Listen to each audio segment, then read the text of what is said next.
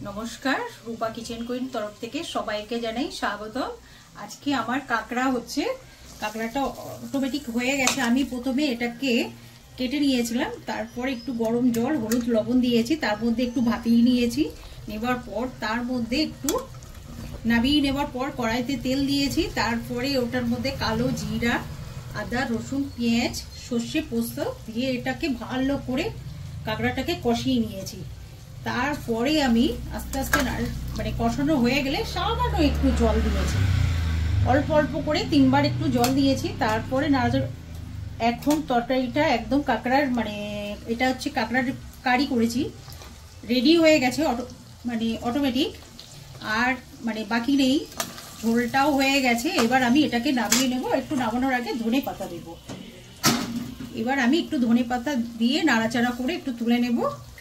দারুণ টেস্টি স্বাদ হবে, খেতে খুব মজাদার।